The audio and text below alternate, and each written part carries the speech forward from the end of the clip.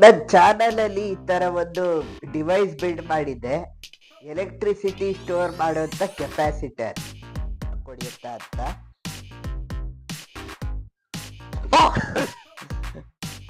ಸರಿಯಾಗಿ ಶಾಕ್ ಹೊಡಿಯುತ್ತೆ. ನಿಮ್ಗೆ ಅನ್ಸಿರ್ಬೋದು ನನ್ಗೆ ಯಾಕೆ ಶಾಕ್ ಹೊಡೆದ್ರು ಏನೂ ಆಗ್ಲಿಲ್ಲ ಅಂತ. ಆದ್ರೆ ಇದ್ರಲ್ಲಿ ಕಡಿಮೆ ವೋಲ್ಟೇಜ್ ಸ್ಟೋರ್ ಆಗಿದೆ ಅಂತ ಅನ್ಕೋಬೇಡಿ.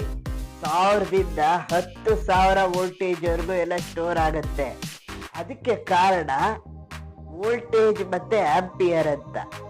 ವೋಲ್ಟೇಜ್ ಅಂತ ಅಂದ್ರೆ ಇವಾಗ ಬ್ಯಾಟ್ರಿಲಿ ಎಲೆಕ್ಟ್ರಿಸಿಟಿ ಎಷ್ಟು ಪ್ರೆಷರ್ ಕ್ರಿಯೇಟ್ ಮಾಡ್ತಿದೆ ಆಚೆ ಹರಿಯೋದಿಕ್ಕೆ ಅಂತ.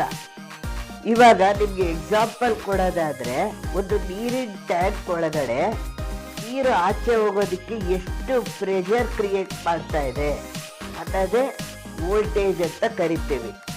ಇವಾಗ ಆ ಟ್ಯಾಂಕ್ಗೆ ಏನ್ ಮಾಡ್ತೀವಿ, ಪೈಪ್ ಕನೆಕ್ಟ್ ಮಾಡಿಕೊಂಡು ನಮಗೆ ಎಷ್ಟು ಬೇಕೋ ಅಷ್ಟು ನೀರನ್ನ ಉಪಯೋಗಿಸ್ತೀವಲ್ವಾ, ಅವಾಗ ಪೈಪಲ್ಲಿ ಎಷ್ಟು ನೀರು ಹರಿತಾ ಇದೆ ಅನ್ನೋದೇ ಆಂಪಿಯರ್. ಬ್ಯಾಟ್ರಿಯಿಂದ ವೈರ್ಗೆ ಕರೆಂಟ್ ಎಷ್ಟು ಆಕ್ಚುಯಲ್ ಆಗಿ ಹರಿತಾ ಇದೆ ಅನ್ನೋದೇ ಆಂಪಿಯರ್. ನಮ್ಮ ಬಾಡಿಗೆ ಕಡಿಮೆ ಆಂಪಿಯರ್ ಏನಾದರೂ ಹರಿದ್ರೆ ಎಲೆಕ್ಟ್ರಿಸಿಟಿ ನಮ್ಮ ಚರ್ಮದ ಮೇಲೆ ಮಾತ್ರ ಹರ್ಕೊಂಡು ಹೋಗುತ್ತೆ.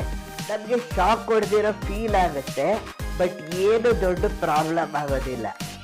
ಏನಾದರೂ ಅಲ್ಲಿ ಜಾಸ್ತಿ ಆಂಪಿಯರ್ ಇದ್ದು ನಮ್ಮ ಬಾಡಿಗೆ ಎಲೆಕ್ಟ್ರಿಸಿಟಿ ಪಾಸ್ ಆದರೆ ಬಾಡಿ ಒಳಗಡೆ ಹರಿದು ಎಲ್ಲ ಆರ್ಗನ್ಸು ಡ್ಯಾಮೇಜ್ ಆಗುತ್ತೆ. ಅವಾಗ ಅದು ವೆರಿ ಡೇಂಜರಸ್. ಅದಕ್ಕೆ ವೋಲ್ಟೇಜ್ ಎಷ್ಟಾದರೂ ಇರಲಿ, ಆಂಪಿಯರ್ ಕಡಿಮೆ ಇದ್ರೆ ಏನು ತೊಂದರೆ ಆಗಲ್ಲ. ಆಂಪಿಯರ್ ಜಾಸ್ತಿ ಇದ್ರೆ ವೆರಿ ಡೇಂಜರಸ್.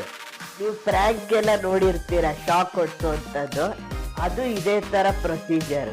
ನಿಮ್ಗಿದು ಇಷ್ಟ ಆಯಿತು ಅಂತಂದರೆ, ನಾನು ಈ ಎಕ್ಸ್ಪೆರಿಮೆಂಟ್ ಹೇಗೆ ಮಾಡಿದೆ ಅಂತ ನೋಡೋದಾದರೆ ನನ್ನ ಚಾನಲಲ್ಲಿ ನೀವು ಈ ವಿಡಿಯೋ ನೋಡ್ಬೋದು. ಮತ್ತು ಚಾನಲ್ ಸಬ್ಸ್ಕ್ರೈಬ್ ಮಾಡ್ಕೊಳ್ಳಿ.